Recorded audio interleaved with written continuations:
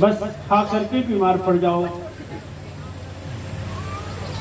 दुर्गा पूजा घूमने गए हैं, चटपटी खाए हैं, फुचका फुल्की हो जो बीमार पड़े हैं, अब पड़ेंगे ना, पेट का हाजमा खराब होगा। ठीक है, इसलिए अच्छा रामनवमी में क्या बनता है, बड़े लोग अल्लाह ज्यादा। अच्छा अब तो होली उल्टा मनाया जा रहा है, होली मांस से मनाया जाता है, मदिरा से मनाया जाता है, उस दिन भांग सब खाते हैं। कितना उल्टा हो गया। नहीं, सबसे पावन पवित्र है व्रत जिसका नाम है गुरु पूर्णिमा। गुरु पूर्णिमा, गुरु पूर्णिमा, गुरु पूर्णिमा। पूर्णिमा क्यों कहा जाता है? पूर्ण माँ, जन्म देने वाली माँ अधूरा है, आधा है। इसलिए आधा है कि जिस समय आप तड़पने लगेंगे तकलीफ में, माँ आपको कुछ नहीं कर पाएगी। कर पाएगी? आपका संकट हरण कर पाएगी? नहीं। लेकिन देखिए, सदगुरु पूर्णिमा होता है, पूर्ण। चंद्रमा देखे होंगे, प्रथमा का, द्वितीया का, तृतीया का, चतुर्थी का, पंचम का, लेकिन जो पूर्णिमा होता है, पूर्णिमा के दिन का चांद संपूर्ण चारों ओर शांति बिखेरता है। देखिए शांति बिखेरता है ना, शीतलता देता है ना, वो पूर्णिमा है। पूर्णिमा, गुरु ही पूर्णिमा होता है। जैसे चंद्रमा में जो ताप होता है, ताप नहीं होता, शीतलता होता है। सूरज में ताप होता है, सूरज में ताप होता है, लेकिन चंद्रमा में ताप नहीं होता है, शीतलता होता है। यानी चांदनी रात हो खुला तो आप घूम सकते हैं, बड़े आराम से घूम सकते हैं। लेकिन भयंकर सूरज की रोशनी में या प्रचंड गर्मी में भी आप घूम पाएंगे? नहीं घूम पाएंगे, वैसा आराम नहीं मिलेगा। और देखिए, पूर्णिमा, चंद्रमा के पास जो प्रकाश है सूरज से आता है, जो सूरज से सीधे प्रकाश आता है उसमें तपन होता है, उसमें ताप होता है। लेकिन वही ताप, वही किरण, वही धूप, वही प्रकाश जब चंद्रमा से होकर आता है तो हम लोगों के ऊपर शीतलता प्रदान करता है। उसी तरह से जब हम साक्षात खोजने निकलते हैं भगवान को, एक तो पाते नहीं है, पाते भी हैं तो उनका तेजस्व सीधे सूरज के किरण के समान होता है, जो शरीर पर बर्दाश्त नहीं होता है। वही प्रकाश, वही धूप, वही ज्ञान, वही आत्मीयता, वही आत्मशक्ति जब सदगुरु से होकर आता है, जैसे सूरज की रोशनी चंद्रमा से होकर आती है, वो शीतलता प्रदान करती है। उसी तरह से वही ज्ञान, वही शक्ति, वही आशीर्वाद जब भगवान से, अमार शक्ति से होकर सदगुरु से हमारे पास पहुंचता है तो वह हमें शीतलता प्रदान करने वाला होता है। पूर्णिमा, गुरु पूर्णिमा होता है। पूर्णिमा भगवान कृष्ण की पूर्ण मैया कोई नहीं थे, देवकी मैया जन्म दी, यशोदा मैया पालन की, पूर्णिमा नहीं। लेकिन सदगुरु क्या है? वह पूर्ण माँ होता है, यानी अपूर्ण नहीं है। और मैं आपसे बताऊं, यदि सदगुरु जीवन में न हो, सारा चीज हो जाए लेकिन एक सदगुरु न हो तो वह जीवन अधूरा होता है। गुरु पूर्णिमा पर दो शब्द बोलेंगे केवल, क्योंकि हम यहाँ नहीं रहेंगे, वहाँ रहेंगे तो वहाँ तो बोलेंगे। देखिए वहाँ का मतलब उत्तर प्रदेश, हाँ, एक आदमी था, एक आदमी वो जब मरने लगा तो अपने जो उसके पास पूंजी थी उसका वसीयत लिखा कि हमारे संपत्ति का आधा हिस्सा बड़े लड़के को मिले और 5वां हिस्सा छोटे लड़के को मिले और 4था हिस्सा बेटी को मिले। वो तो मर गया। मरने के बाद में जैसा रीति रिवाज है, अपना कर्म किया गया, 16 संस्कार वगैरह क्या क्या होता है ना, 16 संस्कार में एक अंतिम संस्कार भी होता है, सारा खत्म हुआ। उसके बाद 4-5 गांव के लोग बैठे, इकट्ठा हुए, तो उसके पास 19 क्या था, 19 कितना, 19 गाय थी। क्या थी? 19 गाय थी। 19 गाय छोड़ कर गया था और उसी का बंटवारा करता। ठीक है, पूरे गांव के लोग आ गए। अब ये बोला कि बंटवारा करते हो, 19 गाय थी तो आधा देना है बड़े लड़के को। कितना? 19 का आधा हो पाएगा, गाय का आधा हो पाएगा। अरे गेहूं रहता, पैसा रहता है? और कुछ रहता, वस्तु रहता तो हो जाता। वो गाय का कैसे होगा? ये कहा गया कि भाई गाय तो काटा नहीं जाएगा, इसलिए एक काम करो। एक पंच बोला कि भाई इसको बेच दो और पैसा बांट दिया जाए। बोला नहीं, पटना नहीं चाहिए। बहस बहुत देर तक चली। रास्ता पकड़े कोई सदगुरु जा रहे थे और सदगुरु के पास एक गैया थी। आगे आगे सदगुरु जाते थे, पीछे पीछे गैया जाते थे। जहां भी जाते थे, जिसके दरवाजे पर जाते थे, खाने लगते थे। वो भी तो गौ माता भी खाने लगती थी। और कुछ नहीं मिलता था, गौ माता दूध देती थी, उसी दूध को खा करके गुरु जी अपना रह जाते थे। नहीं कुछ है तो उसका दही जमा लेते थे, दही खा लेते। कौन बोला दही? दूध का दही नहीं जमता है। चीनी मिल गया तो राबड़ी बन जाता है। आए हैं आप लोग? तो रास्ता पकड़े चले जा रहे थे, भीड़ बहुत ज्यादा थी। शाम हो गया था, शाम होने को था, सभी लोग परेशान थे। सदगुरु के पास पहुंची खबर, कहे कि बाप रे बाप, एक फैसला के लिए हजारों जनता परेशान है। फैसला क्या है?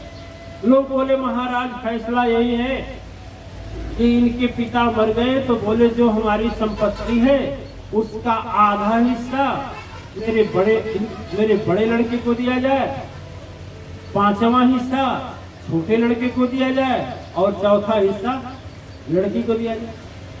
अब कहे संपत्ति क्या है? बोले गौ। 19 गौ खड़ी है, वो भी बेचारे भूख के मारे तड़प रहे हैं, जिसके हिस्से में जाए वो खिलाए।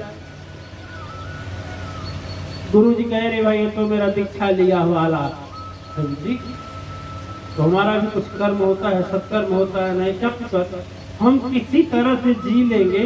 एक काम करो, मेरी एक गैया एक है, दे दो, 20 हो जाएगा। हो जाएगा बंटवारा? नहीं होगा, नहीं होगा।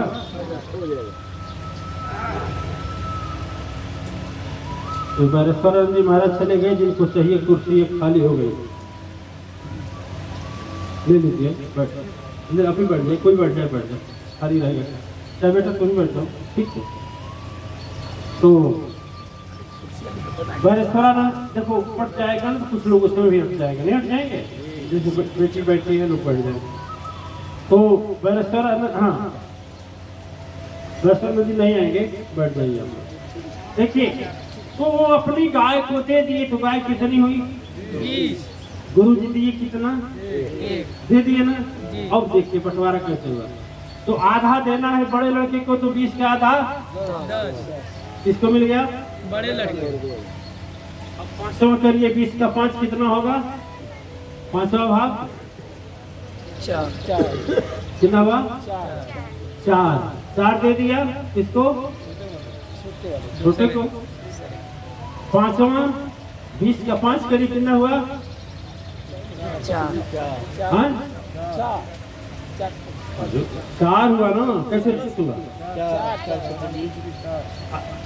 अरे भाई 20, जब एक गाय बाहर से आ गई तो 20 हो गया, उसका आधा किया गया तो बड़े लड़के को मिला 10 गाय निकल गई, कितनी बची? 10 बची। अब 20 में 5 का भाग कीजिए, 5वां जिसका है, तो 20 में 5 का भाग दे तो कितना होगा? कितना होगा? 4 गाय दे दिया गया किसको? छोटे वाले को। और फिर 20 में 5 का भाग दीजिए, 20 में 4 का भाग दीजिए, कितना हुआ? कितना हुआ? तो 2 से 1 को मिला, 5 1 को मिला, 4 कितना हुआ? कितना हुआ? तो गुरु जी बोले अब तो जो बच्चा तो हमारा है ना, अब फैसला हो गया तो लोगों का, काटना नहीं पड़ा है? तो भाई हमारा है, हम लेकर के। दिव्य आत्माएं गुरु पूर्ण होता है, सब कुछ रहते 19 है, लेकिन एक गुरु जब आ जाता है तो जीवन में 20 हो जाता है, और जब 20 हो जाता है तो वही पूर्ण बनता है, वही पूर्णिमा होती है। अब बिना पूर्ण के रहेगा भी नहीं, गुरु नहीं है, वो गाय लेकर चले गए, फिर भी बंटवारा कर दिया नहीं कर दिया। उसी तरह से हमारे पास तो 19 चीज सबके पास मौजूद है। गिनिए 5 तत्व है ना? छति जल पावक गगन समीरा, पंच तत्व अधम शरीरा। 5 तत्व गिनते जाइए, 5 हुआ। 5 ज्ञान इंद्रिय, 5 कर्म इंद्रिय, कितना हुआ? है कितना? और वो 5 15। मन, बुद्धि, शरीर, मन, बुद्धि, शरीर, चित्त, कितना हुआ? इसी 19 को, यह 19 आपके पास है, लेकिन यदि सदगुरु एक 20वां नहीं साथ में है तो आप 19 से कुछ लाभ नहीं ले सकते हैं। चित्त बोलेगा छोड़ रहे, कौन गुरु जी के यहाँ जाएगा? हाँ? हाथ मिलेगा, झगड़ा में जाएगा। मन जो है कहाँ जाएगा? सताने में जाएगा, माँ बाप से झगड़ा करने में जाएगा, कदम स्थल पर नहीं जाएगा। ज्ञान इंद्रिय अलग, कर्म इंद्रिय अलग, सभी अपने ओर खींचेंगे, तू परेशान रहेगा, जीवन बिताएगा। और देख, वह जीवन नहीं है। कहा जाता है बड़े भाग्य मानुष तन पाया। अरे बड़े भाग्य मानुष तन को कैसे हम कहें? यदि सदगुरु जीवन में नहीं आया तो तेरा मानव जीवन में जितना चीज तो इकट्ठा करते हो, सारा तेरे दुख का कारण बनेगा, सारा तेरा विपत्ति का कारण बनेगा। उलझते जाओगे, आज 100 करोगे, फिर मन 1000 के लिए परेशान होगा, कल 1000 करोगे, कल मन 2000 के लिए परेशान होगा। मन ऐसा है, यह तेरा चित्त ऐसा है कि जो है उसमें सुख नहीं करेगा, और जो नहीं है उसी में भागेगा। 100 रुपया है, उसके 99 रुपया है, 99 रुपए का सुख नहीं भोगेगा। लेकिन एक उसमें कम है, 100 हो जाए, इसके लिए आपको परेशान कर देगा, दुखी कर देगा। और वो मानव जीवन कैसे भाग्य क्या हुआ, कैसे ईश्वर का अंश को हुआ। मन में, चित्त में खुशी नहीं है, सुख नहीं है, शांति नहीं है। मकान ले रहे हो, दुकान ले रहे हो, सारा का सारा बैंक में रुपया रख रहे हो, ऊंची ऊंची नौकरियां ले रहे हो, सब कुछ इकट्ठा कर ले रहे हो, लेकिन सुख तेरे भाग्य में नहीं है। सुख भागता जाता है, भागता जाता है। चित्त में चैन नहीं है, सोने में नींद नहीं है, बिस्तर नहीं, बिस्तर बहुत बढ़िया है, लाखों का बेड पड़ा हुआ है, लेकिन नींद नहीं है। जो बिना पैसे का है, अब तेरा लाखों का वह बेड वैसे पड़ा है, चेहरे पर हंसी नहीं है। एक छोटी सी कष्ट आता है, छोटी सी विपत्ति आती है, तुझे झकझोर देता है, कभी सोचने का समय ही नहीं देता कि हाँ देने वाला तुझको इससे ज्यादा दिया है। यही तो है। फिल्म लगी, फिल्म जानते हैं, अब तो मोबाइल में आने लगी, घर घर नहीं हो तो हाथ हाथ में हो गया। हाथ में मोबाइल हो गई ना, जब चाहो तब देख लो फिल्म। अब उसमें एक था रोटी, कपड़ा और मकान। है? रोटी कपड़ा और मकान दूसरा नहीं चाहिए इंसान, और दूसरा कुछ नहीं चाहिए, बस यही तुम रोटी कपड़ा मकान के पीछे जन्म लेने के बाद में 18 वर्ष की उम्र के बाद में रोटी कपड़ा मकान के पीछे दौड़ते दौड़ते अपने बच्चों को भी यही सिखाते हैं। क्या करते हैं? एक मकान किए, 2 मकान किए, 1 मंजिला 2 मंजिला, 1 दुकान बना, 4 दुकान बना, 1 गाड़ी बनी, 4 गाड़ी बनी, 5 गाड़ी बनी, बनती चली गई और दुकान दुकान मकान मकान, अंत में चला गया श्मशान। फिर तेरा जीवन जब का तब, जब तक जीवन में सदगुरु नहीं, जब तक तेरे जीवन में सदगुरु की छाया नहीं, मैं दावा करता हूँ तेरे सामने 19 का 19 पड़ा रहेगा, लेकिन एक सदगुरु जब तक आएगा नहीं तब तक तेरा बंटवारा होने वाला नहीं। एक सदगुरु जब आ जाता है जीवन में तो पूर्ण कर देता है। पूर्णिमा यद पूर्णम ब्रह्मास्ति, वही पूर्ण करता है। इसलिए सदगुरु को पूर्णिमा का रूप, पूर्णिमा पूर्ण आकार देते हैं। वह अखंड है, अविभाजित है, पूरा मंडल में व्याप्त है। इसीलिए वह पूर्ण जब तक आ नहीं जाता है तब तक हमारा जीवन पूर्ण नहीं होता है। संपूर्ण जीवन अपूर्ण में बीतते बीतते और आदमी अंत में चल बसता है। तो सदगुरु को जीवन में यदि नहीं अपनाया, नहीं पाया, नहीं बनाया तो तेरा सब का सब क्या हो जाएगा? वृथा हो जाएगा।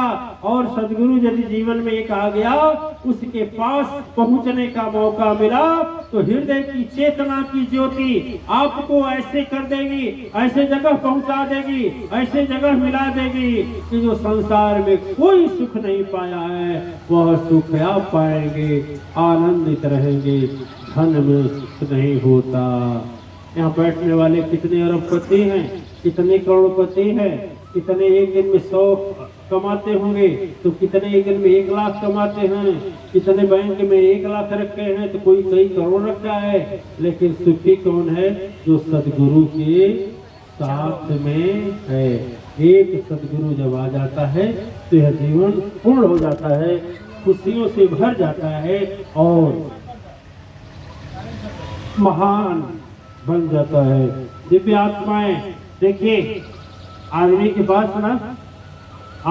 पास करोड़ों की संपत्ति रहेगी ना, उसका मन नहीं जाएगा। और सामने दिखाई दिया एक आदमी बहुत बढ़िया कपड़ा पहन कर निकल रहा है, मन सोचेगा तुम्हारा भी ऐसा रहता ना। अब देखिए सब है लेकिन उस पर ध्यान नहीं है, उस पर चला गया। अब उसमें सोचना शुरू करेगा। एक महाराज जी थे, ठीक है, नीचे से पानी जा रहा है।